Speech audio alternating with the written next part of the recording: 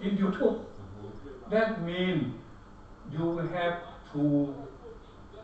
get your people and your government and your boss how to use this one for promotion because I So only if you want to grow this one in South Africa, how many hectares of farm will you about your people. hectares? I can do big or big if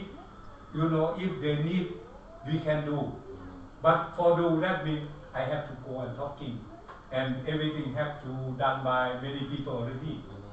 You have to come to South Africa. We will go because after finish this one, okay? We have to discuss with you first because first he tell me you must come. I said no because I need to you understand Very well. more before doing easy but for doing you see this one yes yes and you in where is this company where is this building where in my near my farm okay it belong to who belong to you or who no before I work with Japanese people after that I stop to work with them I separate and I do everything by myself you can go in YouTube you see YouTube you have YouTube or not yeah okay you show me you can see this one RSN Tour you see this one okay this one for RSN Tour we will go the next station and we put S have S and no S have S like no S no have S like this one no S no S no S also have you see this one different what is this yeah fertilizer we are using fertilizer we are using fertilizer we everything is easy that's why you buy fertilizer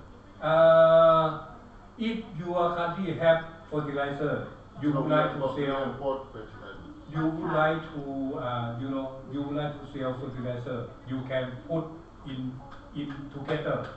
and invest make cost you can make profit there okay everything easy where this one you don't use you buy fertilizer where from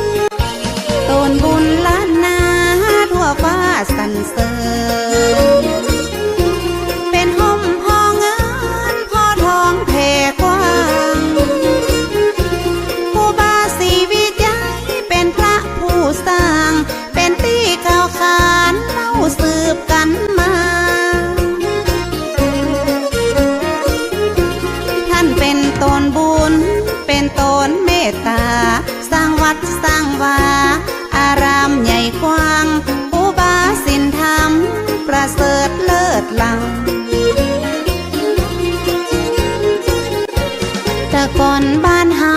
ปากันย่างเตวตีมีกล้าฝุ่นกล้าดิน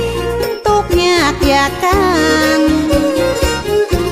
ตู้เย็นทีวียังบ่มีเข้าบ้านถนนหนทางบ่ได้ลาดยางบ่ต้อยแตวขึ้นดอยสุเทพลมพัดซอยๆเป็นป่าเป็นดอยลัดตามห้อยห้อมหอยเป็นหมอกเป็นเหมยปัดเจยจุ่มหนึ่งแถว4-5 โมงกว่าจะขึ้นไปถึงเหงื่อออกไหลซึ้งก็เหม็นผ้าเหม็นเสื้ออิดอ่อนกลางเขาพักยังเป็นเมื่อป่าเขาคุ้มคือเป็นห่มบางเงาเดี่ยวดงเรียบเลาะถ้าหินปูนเขากว่าตีหมู่เฮาจะขึ้นไปใดครูบาศรีวิจัยต้านห่วงใยเจนลำหลวงศรีประกาศและกราบนมัสการนิมนต์ครูบาสินธรรมขอมาย่อยกึศสร้างว่าจะปักเสาไฟขึ้นไปแบบนั้นครูบาสินธรรมบ่ได้หับปากหับตาครูบาบอกเธอหูเหตุการณ์ต้องสร้างหนทางขึ้นไปถึงจะได้ถึงจะปักเสาไฟขึ้นไปง่ายครูบาศรีวิจัยว่าจะสร้างถนนอย่าหารถยนต์แต้วขึ้นบนหือได้หลวงศรีประกาศยกมือสาขึ้นไว้ว่าเฮาบ่มีเครื่องไว้เครื่องใจทุนแรงอย่าเอาหยังมาคูดปืดหินดินแข็งบ่มีเงินแสนเฮาตึงแปงบ่ได้ครูบาเจ้าศรีวิจัยท่านตึงบ่ไหวบ่วันแต่ว่าบุตรว่าดาตึงจะมาจ่อยแปลงห้อมใจห้อมแห้งจ่อยกันคึดกันสร้างแต่บ่มีเงินเป็นแสนเป็นล้าน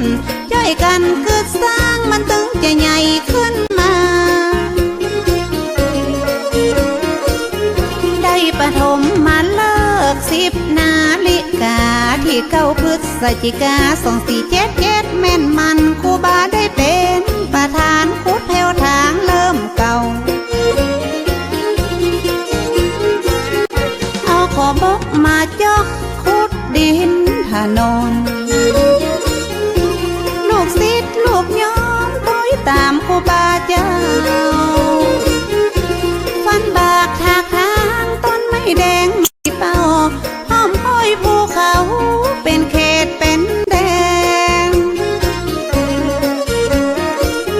กำมีดมุยขอบกมาจกแผ่นดินแข็งปันเขตปันแดนคนละเล็กละน้อยปันตาปันหอยลัดขึ้นดอยมุ่นจริงจ้อยกันทุกทากบะหินบะพาพาลาตกมาไผ่ตึงบะใจหิน